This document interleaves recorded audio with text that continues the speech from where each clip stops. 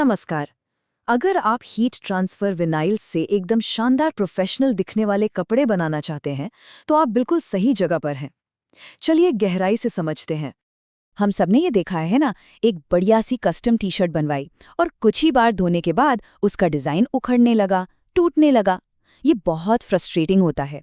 पर अच्छी बात यह है कि इसका एक सोल्यूशन है। तो एक डिज़ाइन जो कुछ हफ्तों में ही खराब हो जाता है और दूसरा जो सालों साल चलता है, इसमें फ़र्क क्या है? सारा खेल सही मटेरियल चुनने का है। तो आज हम क्या-क्या जानेंगे? हम विनाइल की क्वालिटी समझेंगे, उसे लगाने की सही टेक्निक सीखेंगे और हाँ, इससे पैसे कैसे कमाएं, इस पर भी बात करेंगे।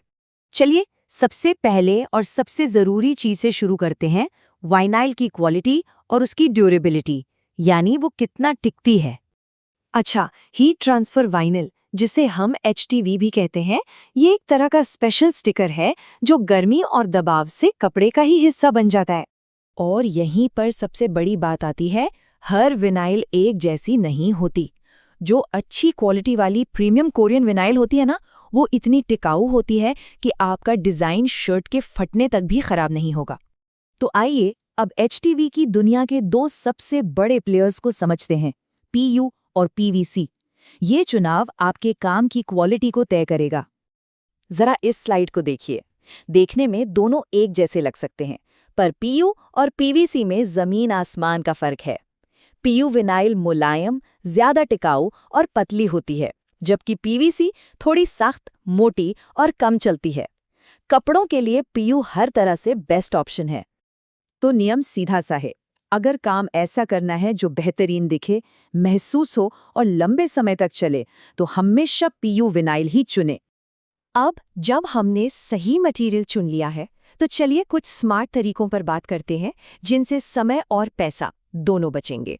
कभी ऐसा हुआ है कि किसी बारीक डिज़ाइन से फालतू विनाइल हटाते वक्त छोटे-छोटे टुकड़े अपनी जगह से हिल जाते हैं?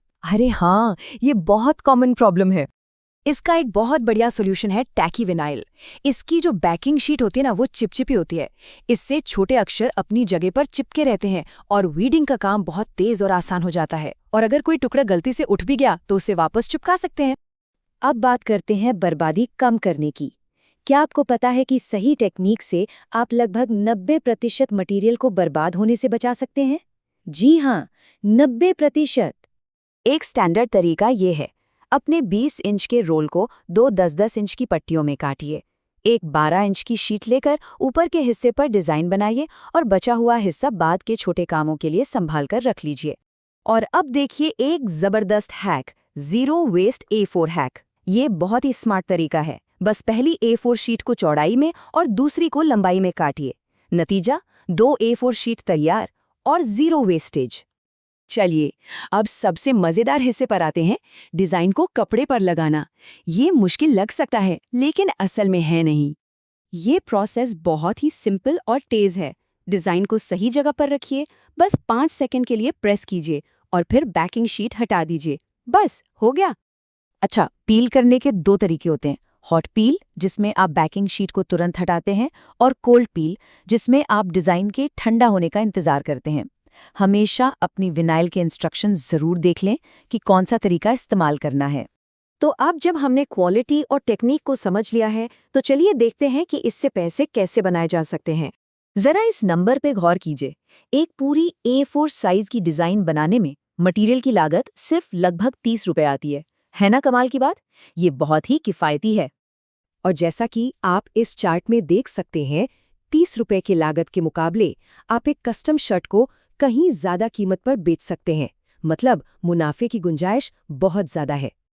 और एक आखिरी प्रो टिप, हमेशा थोक में खरीदिए। जब आप ज़्यादा विनाइल खरीदते हैं तो आपकी हर प्रिंट की लागत और भी कम हो जाती है, जिससे आपका मुनाफा बढ़ जाता है। तो याद रखिए, आपकी क्वालिटी ही आपका ब्रांड है। अब जब ये सारी जानकारी आपके पास है, तो सवाल ये है कि आप अगला शानदार डिज़ाइन क्या बनाने वाले हैं।